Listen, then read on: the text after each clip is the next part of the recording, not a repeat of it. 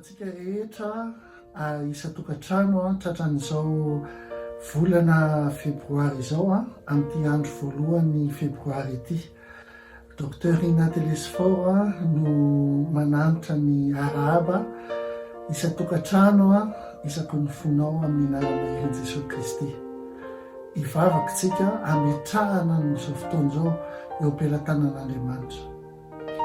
Raha eo amin'ny anaramahianao Jesosy Kristy dia mbola misaotra sy midera ary mankalaza anao zahay, satria mbola nomenao fotoana ahafahanay tompo mitodika any aminao, ahafahanay manompo anao, ahafahanay mahafantatra ny sitraponao, ahafahanay mikatsaka ny fanjakanao eto amin'ny fonay, eo amin'ny fiainanay. Ankehitriny tompo, apetraka ifenao am-pelatananao zao fotoan'izao. Oka ianao fanay masina no hitari-dalana anay amin'ny zavatra rehetra izay hoteneninay eto. Oka ianao no ametra ny zavatra tenenina eto, ary oka ianao no anome sakafo sahaza ho an'ny vahoakanao. Mankasitraka anao zay amin'ny zavatra rehetra raha eo amin'ny anarana herin Jesosy Kristy. Amen. Amen. Tsara ny tompontsika ary faly mihitsy satria tonga eto amin'izao fotoana zao ianao manaraka an'izao fandaharana zao. Tsy inona moa fa dia ny ahafantarantsika ny sitrapon'Andriamanitra eo amin'ny fiainantsika, ny ahafantarana ihany koa hoe inona mitari-dalana izay hitondrany fanay masina antsika mba ahafahantsika miaina ary manana fiainana be lehibe. Tsy hoe miaritra amin'ny fiainana ianao fa mba ahazahoanao fiainana be lehibe ao amin'ny Jesosy Kristy. Halleloja. Misaotra an'Andriamanitra tsika aloha satria tamin'ny volana janoary teo, nanomboka tamin'ny andro voalohany janoary ka hatramin'ny faraiky amin'ny 30 ny volana janoary dia nanomboka ny tena nifantoka tamin'ny atao hoe fahamasinantsika. Mety efa miaina tao anatin'ny fahamasinantsika teo amin'ny fiainantsika, fa tamin'ny volana janoary teo tsika tena nifantoka tanteraka teo amin'ny fahamasinana, ary mankasitraka an'Andriamanitra ny amin'ny zavatra vita, ny amin'ny zavatra tsy vita ihany koa, satria ny zavatra rehetra dia miara-miasa ahasoa antsika, koa hisorantsika n'Andriamanitra zany. Rehefa andro voalohany ohatran'izao mantsy dia andro fisaorana ihany koa, ary mampatsiahanao azadiny ny fisaoranao rehefa makany am-piangonana ianao, satria endrika fankasitrahana an'Andriamanitra izany. Faharoa dia atratriny ity volana febroary ty ianao, betsaka ny olona mety tena nanantena miliona amin'izao volana febroary zao, kanefa ny mety eo izy. Fa ianao eo mihaino an'izao teny zao mankasitrahanao an'Andriamanitra.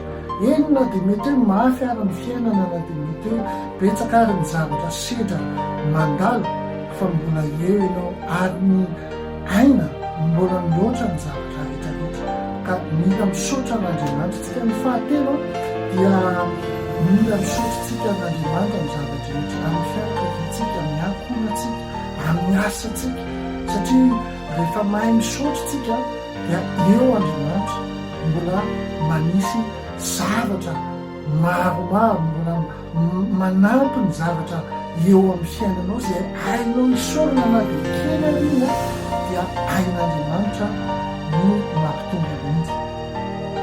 Isam-bolantsika anisaky ny volana voalohany dia mametaka teny anankiray Andriamanitra eo amin'ny fiainantsika. Mametaka ihany koa izy hoe inona no mila diniantsika akaiky, inona no mila ifantohantsika akaiky. Ary nandritra n'izay taona maro zay misy amin'ity ministera misy ity, hitako ary tsapako fa tsy misy zavatra indroa miverina mihitsy aloha hatreto. Mijery mihitsy ahy nandritra ny 3 taona zao hoe tompo so misy zavatra tianao hotenenina, mila averina, fa isam-bolana dia tena misy zavatra asain'ny tompo ifantohantsika manokana. Ity taona ity moa dia taona fahamasinana, taona fahamasinana. Zany hoe mila tsika miaina ao anatin'ny fahamasinana, mila tsika manana ny fanahy masina ao anatin'ny fiainantsika, zay hitari-dalana atsika, zay hanoro lalana atsika hoe inona ny tokony atao, indrindraindrindra amin'izao fotoana sarotra izao. Romanina miteny an'izao amin'ny Romanina 1:12 zao ny tenin'Andriamanitra. Romanina 1:12 ary koa raha masina ny santatra dia masina koa ny vongany, ary raha masina ny fakany dia masina koa ny sampany. Amen. Raha tenenina amin'ny teny tsotra zany dia hoe raha masina ny zavatra atomboka dia masina daholo ny zavatra rehetra mandra-piafarany. Alleloia. Zay hoe raha masina ny santatra dia masina koa ny vongany, ary raha masina ny fakany dia masina ny sampany rehetrarehetra.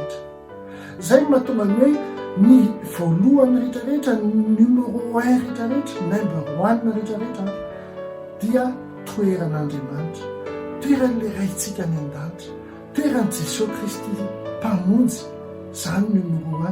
Zay mahatonga ny hoe isaky ny voalohany volana dia tsarovy fa apetratsika tanteraka, omentsika tanteraka an'Andriamanitra ny andro voalohany sy ny andro rehetra manaraka ho avy eo. Alleloia. Araka ny teniko anao hoe ty taona ity dia taonan'ny fahamasinana.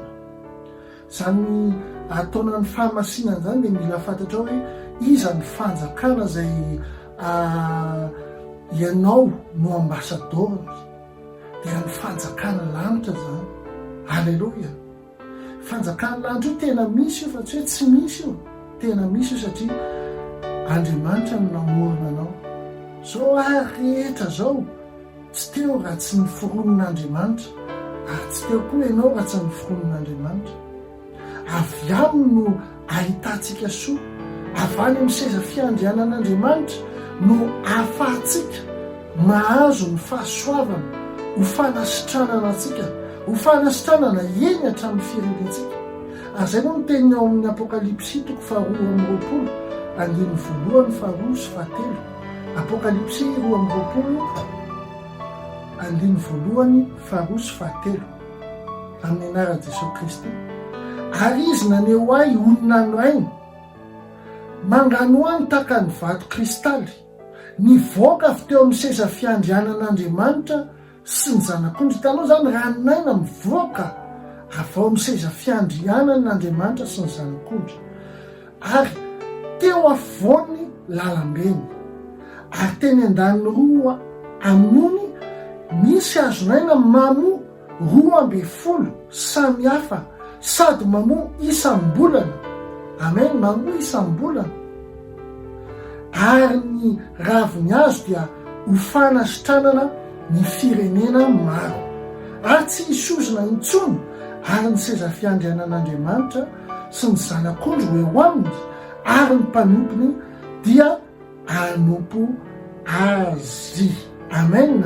Jereo tsara fa misy hoe mamo samihafa isam-bolana, ary ny raviny azo dia ho fanasitranana ny firenena maro. Amen. Zay vokatra zay zany no hifantohatsika isam-bolana. Tamin'ny volana lasa teo dia volan'ny fahamasinana. Halleloia. Ary ity taona ity dia taonan'ny fahamasinana. Nagaga fa rehefa nangataka revelation tamin'ny tompontsika dia ny volana voalohany sy ity taona ity mihitsy no hoe fahamasinana. Mila ianao misafidy, na ray ianao miaraka amin'Andriamanitra, na ray ianao tsy miaraka aminy. Tsy misy eo anelana intsony, fa na ray ianao miaraka aminy, na ray ianao tsy miaraka aminy.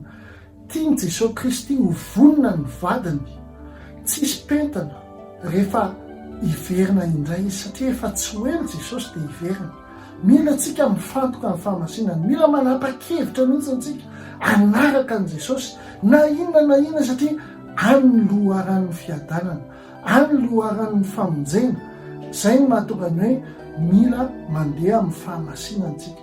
Ny atao hoe masina tsy olona efa maty, fa ianao velonaina io zay misafidy tsy ho eo amban'ny fahasoavana zany eo amban'ny fahasoavana zany de hoe misafidy mihitsy ianao manaraka ny lalàn'Andriamanitra, misafidy ianao anatanteraka ny didy folo, misafidy ianao tena hoe andeha araky ny tenin'Andriamanitra. Alleloia. Ozy izy ny tenin'Andriamanitra hoe ao amin'ny Jakoba 2:20-21 hoe mifankazara mitsitoy ianao dia iadana, izany no atongavany soa aminao. Tia hita soa ve ianao eo amin'ny fiainanao? Mila ianao mifankazatra mitsitoy. Za mifankazatra zany dia mila miaina ao anatin'ny fahamasinana. Dikan'izany fahamasinana zany dia ny fanahy masina ny ao anatinao ao ny fomba fiteninao, ny fomba fijerinao, eny ny fomba fisainanao mihitsiny dia tahaka ny Kristy. Ohatrany hoe ampindramin'ny Kristy anao ny masony, ampindramin'ny Kristy anao ny sofiny, ampindramin'ny Kristy anao ny vavany, ampindramin'ny Kristy anao ny sainy, ny vatanao, ny zavatra rehetra zay ataonao dia ny fanahy masina no mitaridalana anao. Tsy mandeha araky ny saina be fotsiny, tsy mandeha araky ny hoe satria manana arenana, manana vola na manana diplôma, tsia fa mandeha araky ny fanahin'Andriamanitra. Zany ny atao hoe miaina ao anatin'ny fahamasinana. Hitanao tian'Andriamanitra mihitsy ianao hoe anapa-kevitra anaraka araky ny teniny, anaraka ny teniny sy ny hoe mandeha araky ny fanahiny, tsy mandeha araky ny maso-pahitanao fa tiany hoe andeha araky ny teniny ianao. Zany ny atao hoe manao miaina ao anatin'ny fahamasinana. Satria ny ianao miavaky araky ny tenin'Andriamanitra Romanina 2:12 ary aza manaraka ny fanaon'izao tontolo izao fa miova amin'ny fanavaozan-tsaina amantaranareo ny sitrapon'Andriamanitra dia izay tsara sady akasitrahana no marina. Amen. Mila miaintsika ny fanovana ny saina, mila miaintsika ao anatin'ny fahamasinana. Araky ny teneniko foana hoe aza dia mitaraina lava, satria tsy mitoeranao mihitsy le mitaraina lava fa mitoeranao mpaome vahaolana, satria raha ao anatinao ny fanahy masina dia misy ny vahaolana. Hitanao tamin'ny Andriamanitra namorona zao tontolo zao, Genesis 1:1 tsy nisy ninina fa tamin'ny teniny ary tamin'ny alalan'ny fanahy masina dia nisy ary azo zao tontolo zao. Andriamanitra io mbola lehibe lavitra noho ny olana antsika. Andriamanitra tsika io mbola lehibe lavitra noho ny tsikera. Andriamanitra mbola lehibe lavitra noho ny tsy fisina. Andriamanitra mbola lehibe lavitra noho ny asa, mbola lehibe lavitra noho ny vola. Zay mahatonga antsika mila miaina ao anatin'ny fahamasinana. Misy tantara anankiroa mba tiako tantaraina aminao, tantara anankiroa zay hitantsika tao anaty Baiboly. Satria rehefa miaraka amin'Andriamanitra dia tsy azo vazivazin'Andriamanitra, tsy afaka atao antsirambina ny fiarahana miaraka aminy. Araky ny teny foana rehefa sérieux ianao amin'Andriamanitra dia sérieux aminao izy. Betsaka ny olona no mivavaka nefa tsy mino akory ny vavaka ataony. Betsaka ny olona mangataka amin'Andriamanitra nefa avy eo mandeha araky lohany foana. Tompo tahio mila fanampiana avy any aminao fa ao anaty eritreritra ao ny vava miteny an'izany, fa ao anaty eritreritra ao iza re ny olona afaka hanampy anahy. Aza mitodika any amin'ny olona intsony ianao, mitodi any amin'ilay rainao any an-danitra, satria miandry anao izy fa misy lakile ahafahantsika mandroso. Zay mahatonga antsika hoe mifantoka foana amin'ny lohahevitra anankiray izay nomen'ny Tompo. Ary vao iainanao zay lohahevitra zay, tena miteny anao fa raha tsy miova ny fiainanao araky ny tenin'Andriamanitra, tsisy afaka hanova ny fiainanao mihitsy. Rehefa tsy Andriamanitra mahavita manova ny fiainanao, iza ny ahavita eo Andriamanitra foana. Misy tantara anankiroa voalohany, tantaran'ny Saoly tao amin'ny Samoela voalohany andininy 5:12 manomboka amin'ny andininy voalohany. Samoela voalohany toko fa 5. Inona moa ny zavatra niseho tamin'izany. Nisy fotoana tonga tao amin'ny Saoly ny mpaminany. Saoly moa dia voaositra ho mpanjaka tamin'izany fotoana zany, ary rehefa tonga tao aminazy ny mpanompon'Andriamanitra i Samuela zany dia nisy afatra Andriamanitra, satria tena mafy ny zavatra niseho tany amin'ny zanak'Israely tamin'izany fotoana zany. Dia nivavaka ireo zanak'Israely, tompo vonjeo zay fa tena mafy ny mahazo anay. Ohatra antsika malagasy amin'izao fotoana zao, mafy ny ady dia mitodika amin'Andriamanitra, tompo vonjeo zay. Fa misy fa tamin'izany fotoana zany moa zanak'Israely misy napahory, ary io napahory azy dia ny Amalekita. Samuela voalohany toko fa 12:1. Ary hoy Samuela tamin'ny Saoly, Jehova nanirakay handositra anao mpanjaka ny Israely olony, koa ankehitriny mihaino ny tenin'i Jehova ianao. Zay zany ny voalohany tenin'Andriamanitra aloha hoe naniraka tany amin'ny Saoly, eno ny tenin'Andriamanitra, satria Andriamanitra ny nanome anao fahefana, Andriamanitra ny nanome anao ny zavatra rehetra zay hoe mahatonga anao ohatran'io. Zao ny lazain'i Jehova tompony maro ny 2. Ho valiko izay nataon'ny Amalekita tamin'ny Israely, dia nanotrehany azy tany an-dalana, fony izy niakatra avy tany Egypta. Zao tsy adinon'Andriamanitra raha miaraka amin'Andriamanitra ianao, aza manahy ny fahavalonao zany. Andriamanitra mikarakara an'ireny. Aleloia. 3, koa mandehana ankehitriny ka mameleza ny Amalekita, ary aringano zay rehetra mety ho azy, ka aza sina miangana fa vonoy avokoa na lahy na vavy na ankizy madinika na zaza minono na omby na ondry amanosy na rameva na biriky. Zany hoe teto zany Andriamanitra dia niteny tamin'ilay mpanjaka tamin'ny Saoly hoe satria napetrako teo ianao dia mila foananao tanteraka ny fahavalony zanak'Israely. Amin'izao moa tsy misy hoe fahavalo dikany Amalekita amin'izao fotoana zao dia tsy hoe fahavalo olona akory, fa misy ny atao hoe trosa Amalekita reny, misy ny atao hoe fantrano Amalekita reny, misy fanahy marobe zay mamely anao atao hoe Amalekita reny. Nasain'Andriamanitra nitsanga ny Saoly amin'ny mampanjaka anazy amely ny fahavalony Israely, ary ny aino izy dia namoro ny vahoaka izy, namoro ny vahoaka izy, ary lasa izy na nafika an'ireo Amalekita ireo. Tia nefa ny zavatra niseho jereo toromarika Andriamanitra teo amin'ny Samuela voalohany toko fa 12:7 hoe andala dia aringano daholy, aza sina misy mitsangana na ny kely azy, aza sina misy mitsangana na hatramin'ny biriky na hatramin'ny osy na hatramin'ny zaza vehivavy, ninona aza saina misy miangana. Miaino an'izay Saoly dia lasa izy nandeha, fa zao no nataony nefa. Jereo tsara eto amin'ny 5. 7 dia 5. Ary Saoly namely ny Amalekita hatrany avila amin'ny lalana makany Sora izay tandrefiny Egypta. Nasiany Saoly zany ny Amalekita, ary azony sambely Agaga mpanjakany Amalekita, fa ny vahoaka rehetra kosa dia naringany tamin'ilay latsabatra. Jereo tsara le mpanjakany Amalekita zany tsy mivonono, fa nataony sambelona. Dia jereo tsara eo amin'ny 7, fa Saoly sy ny olona tsy namono any Agaga sy izy izay tsara indrindra tamin'ny ondry amanosy sy ny omby sy ny fasiny zanak'ondry izay tsara rehetra, fa tsy fony naringany reny, fa ny ratsy rehetra izay tsy tiany kosa dia naringany avokoa. Zany hoe teto zany Saoly dia mpanjaka ny Amalekita sy ireo zavatra tsara rehetra tsy naringany.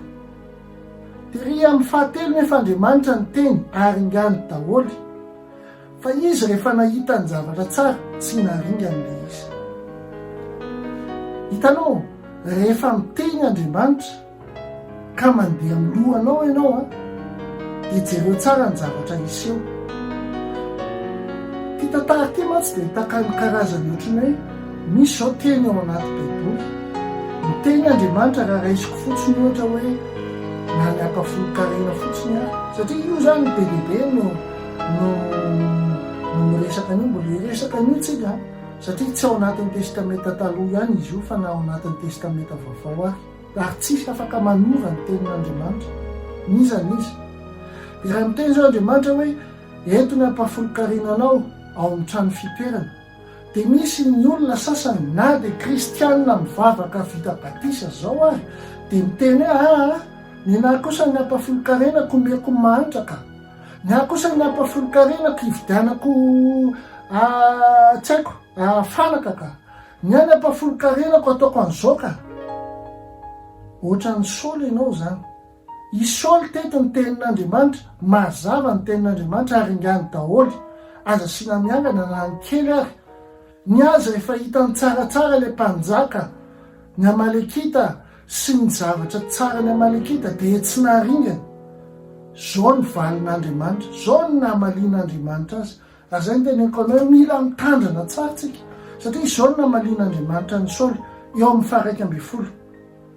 Manenonao no nanaovako an'ny Saoly io mpanjaka, fa niala tamin'ny fanarahanay izy ka tsy nahatanteraka ny teniko, dia tezitra Samuela ka nitaraina tamin'ny Jehova mandritry ny alina.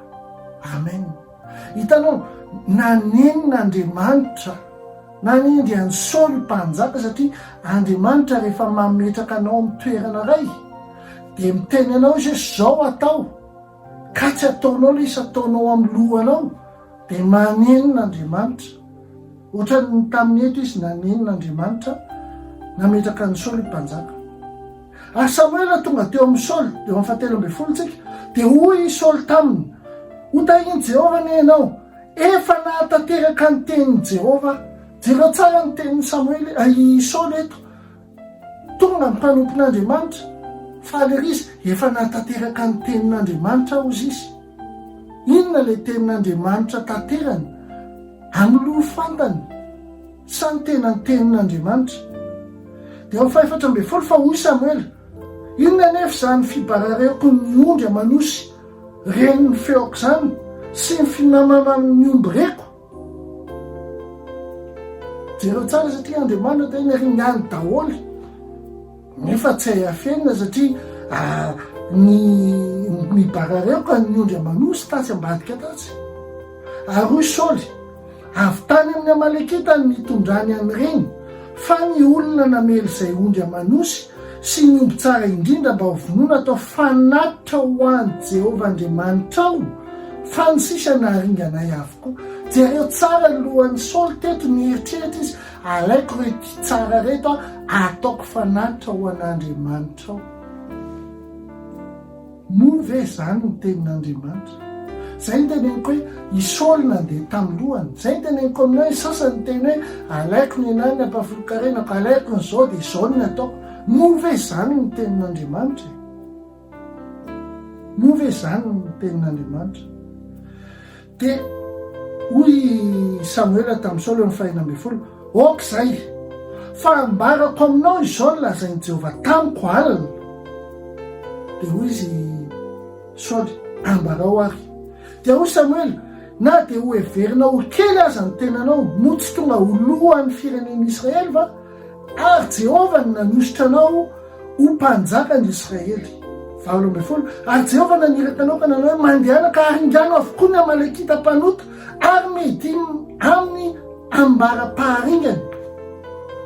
Ka eo amin'ny 17, ko nahoana ianao tsy niaino ny feo an'i Jehova, fa nanao hankazakazaka tamin'ny baby ka nanao izay ratsy teo amasin'i Jehova.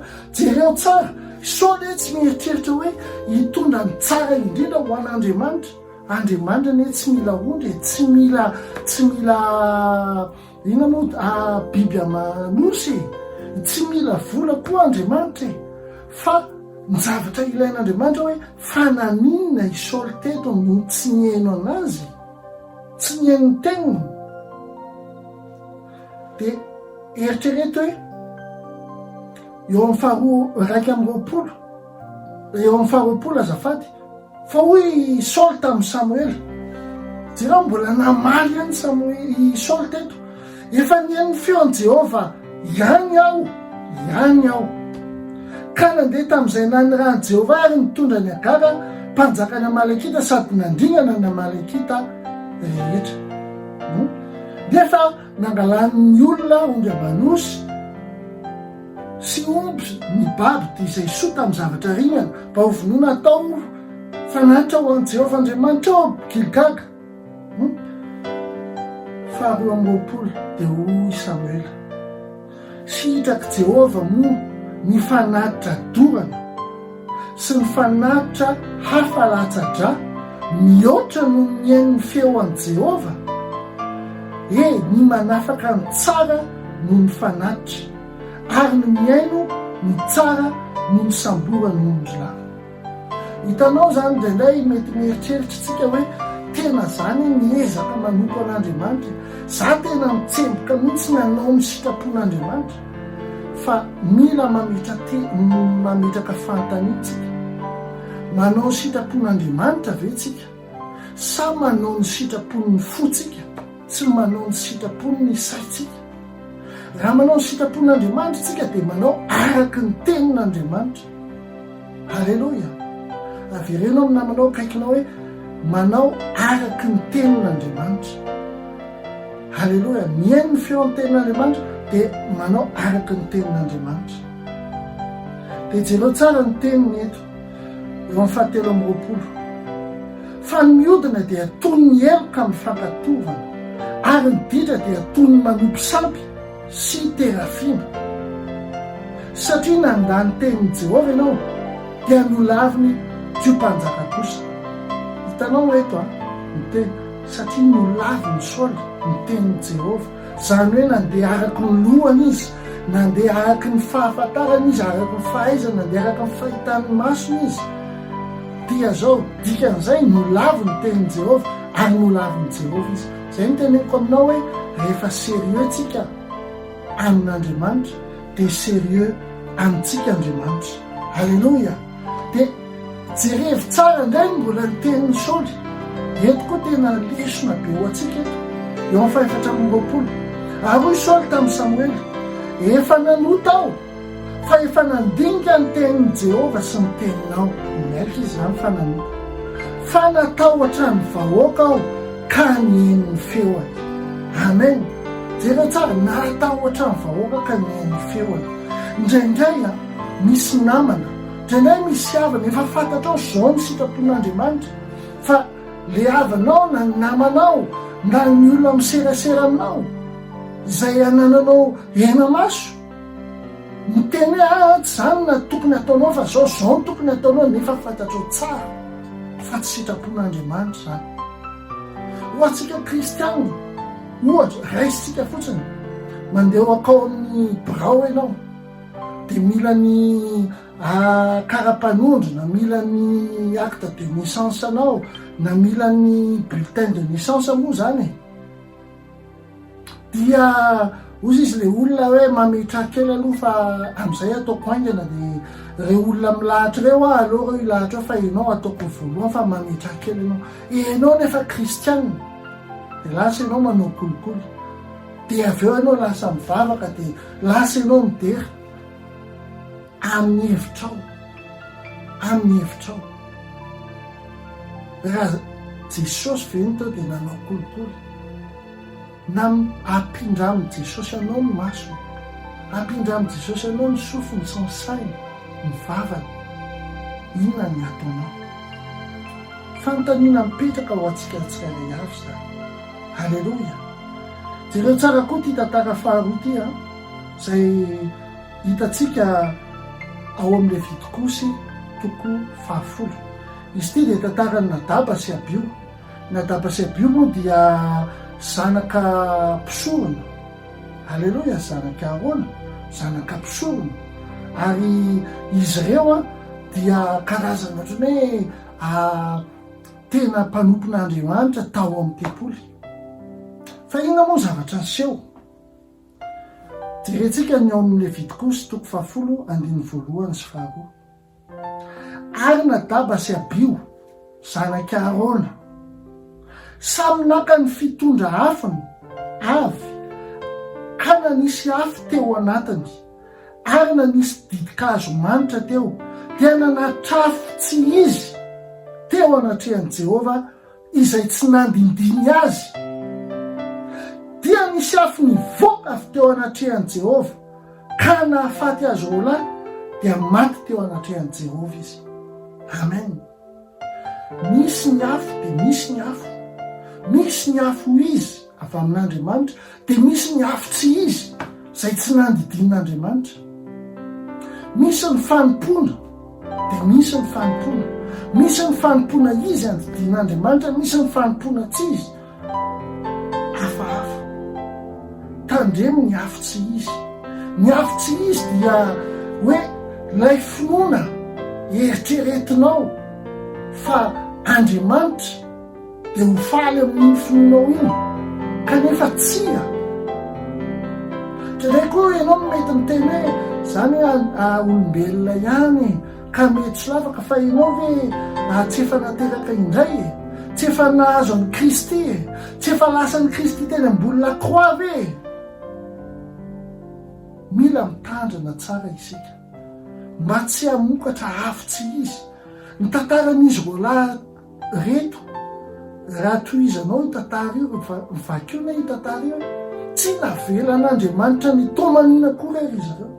Tsy navela, ary ny ray ny Arona tsy navela nandevina an'izy ireo tany ivelan'ny tanàna. Matatra ny fatana alika, nefa nanompo an'Andriamanitra tao amin'ny tempoly, fa saingy nanao tsarizary ny fanompona an'Andriamanitra.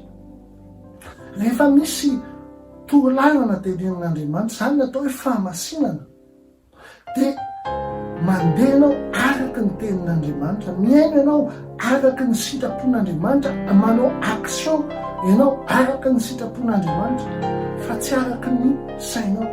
Zay mahatonga antsika hoe rehefa misy olona mandeha araka ny lobeany amin'ny fanompona, dia elo lavitra aza miaraka amin'ny akory ary. Zay mihitsy ny voateniko tamin'ny Abrao maleriva rehefa nivory zahay. Rehefa eto amin'ny sehatra ny fanompona, ka rehefa tsy manaraka an'i Kristy ny zavatra ataontsika, na ny teniko dia aza manaraka mihitsy. Fa rehefa manaraka ny tenin'i Kristy sy araka ny Baiboly ny zavatra ataontsika, dia arao, satria izany no izy. Inona moa zany ny zavatra azontsika eto amin'reto tantara anankiroa reto, hoe na Isaoly na Adaba sy Abio dia nananao foana teo anatrehan'Andriamanitra. Tsy niaino ny tenin'Andriamanitra izy ireo, nandeha araky ny fisainana izy ireo, nefa Isaoly hoe anao fanatitra ho an'Andriamanitra ihany. Izy roalahy retsy hoe anompy eo amin'ny altaran'Andriamanitra ihany. Fa Andriamanitra tsy azo vazivaziana, tsy azo atao tsirambina ny asany, tsy araky ny fihevitsika ny anompona anazy, fa araky ny fieviny. Amen. Izy ny namorona antsika, azy isika fantany na amin'ny antsipriantsika, sika tsy mahalala ny antsipriantsika koa. Raha manontany ianao hoe firy ny isan'ny volonao tsy fantatrao akory? Firy ianao ve mba efa nahita n'ilay fonao mitepo ao anatinao io? Tsy mbola hitanao zany. Raha manontany ianao koa hoe ianao ve efa nahita ny raha tena izinao? Dia izy ianao hoe zany ge efa nangarahy, fa teneniko anao fa io raha io tsy menamena ao anatiny ao, fa mavokely ao anatiny ao. Zany zao dia mila fantatrao zany. Halleloja. Araka ny teny teo, mihoatra anankiray tena mivantana amin'ny kristianina dia ny ohatrany hoe ny fifandraisana mpanoron'Andriamanitra, ohatrany hoe ianao le miaina efa miteny Andriamanitra hoe zao ny didy folo dia mbola ataonao ihany le izy, hoe manao zavatra tsy araky ny tenin'Andriamanitra. mitandremo. Tenenina manao hoe mitandremo. Andriamanitra tsy miova. Ny fomba ny maly fomba ny androany ary fomba ny mandrakizay. Raha ohatra izy ka tsy nakasitaka ny Saoly fa nanenina tamin'ny Saoly ary maty ihany koa izy roalaly tsy nanao miaraky ny teneniny rehetra, aza mieritreritra mihitsy iova ny toetra n'Andriamanitra. Itsika ny miovaova fa Andriamanitra tsy miova mihitsy. Vakitsika ny tenin'Andriamanitra ao amin'ny Petera, satria tsika taona ny fahamasinana. Halleloja. Petera voalohany toko voalohany 17. Petera voalohany toko voalohany 17 amin'ny anara-maheran'i Jesosy Kristy. Koa amin'izany sikino ny sainareo dia mahonona tena ka antenao tsara ny fahasoavana izay hoentina ho anareo amin'ny sehoany Jesosy Kristy. Amen. Izy fahasoavanao zany, izy fahasoavana ho avy eo amin'ny fiainanao amin'ny anara-maheran'i Jesosy Kristy. Halleloja. Fa mila sikininao ny sainao, aza vokisana amin'ny zava-dratsy, aza vokisana amin'ny fitarainana, aza vokisana amin'ny fitenenana tsy mety, fa oka iavao isa maraina ny sainao. Petera voalohany 2:7. Tahaka ny zanaka manoa tsy mitondra tena araky ny filanareo fahiny tamin'ny tsy fahalalanareo. Amen. Tanao zany ao Petera izy dia miteny hoe aza mitondra tena tahaka ny fahiny araky ny filanareo. Inona zao ny filanao androany? Aza mitondra tena araky ny filanao, satria tamin'izany ianao tsy nalala, androany ianao malala, zao ianao malala. 12 fa araky ny fahamasinan'ilay niantso anareo dia aoka mba ho masina koa ianareo amin'ny fitondran-tena rehetra. Amen. Tsy ny maty ny mahay mitondra tena, zay ny mahatonga ny hoe tsy hoe masiny zao masiny zao, ianao lay masiny, satria ianao mila mitondra tena araky ny fahamasinany ilay niantso anareo. Satria voasoratra hoe ao amin'ny Levitikosy 1:4-7 dia ato Petera voalohany 1 ka hatramin'ny 9. Satria voasoratra hoe ho masina ianareo satria masina aho. Amen. Araky ny teniko anao teo zany atao hoe masina zany dia ao aminao telopolo ny fanahy masina ianao, ny sain'ny Kristy ny sainao, ny mason'ny Kristy ny masonao, ny vavan'ny Kristy ny vavanao, ny sofin'ny Kristy ny sofinao, ny vatan'ny Kristy ny vatanao. Halleloja. Isaky ny misy zavatra ataonao, isaky ny décision alainao dia tsara ho foana izay zavatra izay hoe ato anatiko ny fanahy masina, nampindramin'ny Kristy ity vatana ity. Halleloja. Raha teo Kristy inona no tenenina, raha teo Kristy inona no sainina, raha teo Kristy ahoana ny fomba fijeriny, raha teo Kristy inona ny teneniny, raha teo Kristy inona ny zavatra tiany ianona. Halleloja. Raha teo Kristy inona ny zavatra tiany natao. Zay ny atao hoe miaina ao anatin'ny fahamasinana, manaiky ny fanahy masina hitaridalana. Eny manana filanitsika indray mafy ny ady, fa zao teneniko anao efa ampy izay fitototoana zay. Fa oakotsika handeha araky n'Andriamanitra, andraone zaho fa tsara Jehova. Fa miteny anao raha manaraka tsaka sy andava ny tenin'Andriamanitra tsika dia ho hitanao. Halleloja.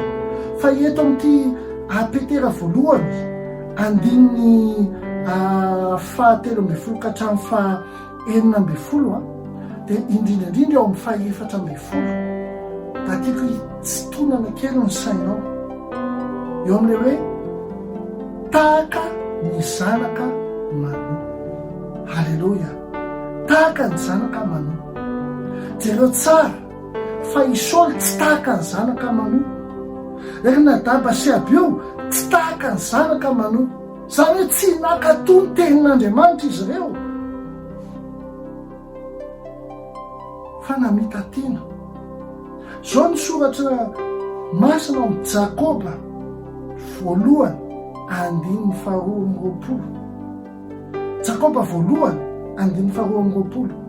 Fa aoka ho mpankatò ny teny ianareo, fa aza mpihaino fotsiny ihany ka mamitaka ny tenanareo.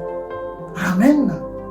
Fa aoka ho mpankatò ny teny ianareo, fa aza mpihaino fotsiny ihany ka mamitaka ny tenanareo. Halleloja. Aza mamita teny ianao e. Rehefa makany am-piangonana ianao aza mihaino fotsiny, fa mihaino ianao dia akatoavy ilay tenin'Andriamanitra. Matoa ianao mihaino ny tenin'Andriamanitra, na androany azy ianao mihaino ny tenin'Andriamanitra, dia aza mamita tena. Fa iny teny, ary ny teny izay omenanao dia natao akatoavina, fa tsy natao henona fotsiny. Trendraina ianao misy hoe olona miteny ohatra, eno zany ry azon-damosiko, aza manao an'izany amin'Andriamanitra.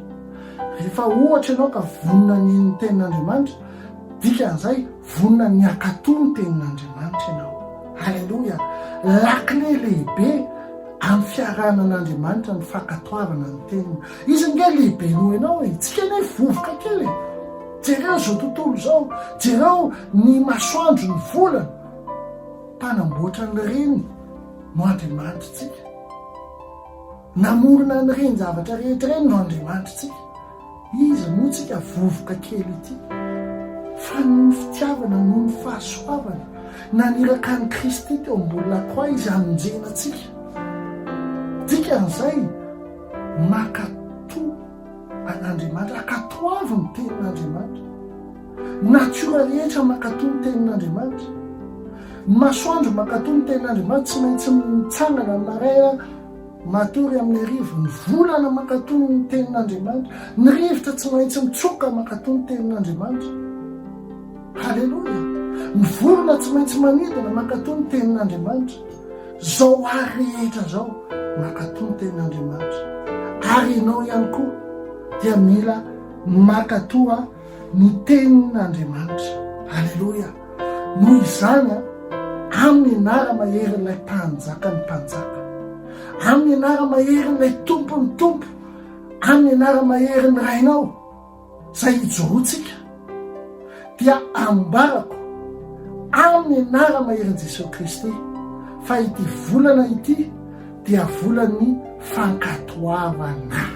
Amen. Volan'ny fankatoavana. Halleloja. Tiako mihitsy miteny aminao fa raha ohatra ianao ka makatò ny teny, raha mihaino ianao ka makatò ny teny, dia reto ny fahasoavana anaraka anao. Hotahina ianao raha mety, hotahina ianao raha mivoaka, hotahina ny zavatra rehetra ataonao tsy ianao tsony araka ny baiboly Hebreo. Jereo amin'ny Deutéronomie 7:20, vakitsika vetivety, Deutéronomie 7:20, fa araka ny baiboly Hebreo ny teneniko anao hoe raha mihaino tsara ny feon'i Jehovah Andriamanitra ao ianao ka mitandrina anaraka ny didiny rehetra, mihaino makatò zany hoe mitandrina zany, tena ataonao attention, tena maka hoe mifantoka amin'ny tenin'Andriamanitra ianao, te tanterahanao ilay izy ka mitandrina anaraka ny didiny rehetra izay andidiko anao anio, dia asandratsy Jehovah Andriamanitra ao ho ambony ny firenena rehetra amin'ny tany ianao. Amen. Ho ambony ny firenena rehetra amin'ny tany, ambony any Frantsa, any Etats-Unis, any Russia, ambony ny rehetrarehetra, raha mihaino sy makatò ny tenin'Andriamanitra ianao. Halleloja. Ary Deutéronomie 7:20, zay ny tenako anao hoe dika teny Hebreo no alaiko eto. Ary anenjika anao ary atratranao zao fitahina rehetra zao raha mihaino ny feon'Andriamanitra ao ianao. Amen. Amin'ny teny malagasy moa zay ho tonga aminao sy ho azonao, fa amin'ny teny Hebreo izy anenjika anao sy atratranao izao fitahina rehetra zany hoe mivadika tanteraka zany ny tantara. Tsy hainao tsony no mitsemboka manenjika fitahina fa ny fitahina no manenjika anao amin'ny anara-maherin' Jesosy Kristy ary ahatratranao ny fitahina. Halleloja! Satria ny fitahina zany mananelatra zany. Raha ianao manenjika fitahina, ianao mandady izy efa mananelatra. Ahoana ny fomba tonga anao anenjika zay mahatonga ny olona mitotototo mafy eo amin'ny fiainany, kanefa misy lakile enoy dia mankatoava ny tenin'Andriamanitra. Dia tsy ianao tsony manenjika ny fitahina fa ny fitahina no manenjika anao ary ahatratranao izy. Averiko indray ity volana ity dia volany fankatoavana. Halleloja!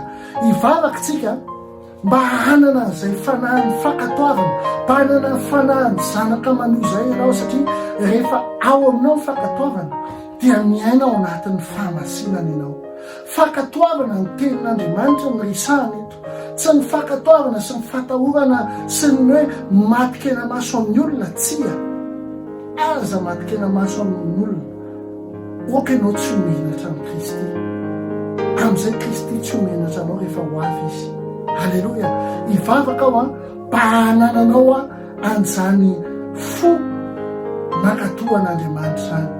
Apetrao eo amin'ny fonao ny tananao akavanana, dia ivavaka ao anao amin'izao fotoana izao mba ny fanahin'ny fankatoavana ny ho ao aminao, ahafahanao miaina ao anatin'izany fiainana benibe, ahafahan'ny fitahina manenjika anao, ahafahan'Andriamanitra mitsika aminao ary ahafahanao miadana, satria rehefa mankatoa ianao dia hifankazatra aminao Andriamanitra ary ho avy ny soa eo amin'ny fiainanao ary hisy fiadanana eo amin'ny fiainanao.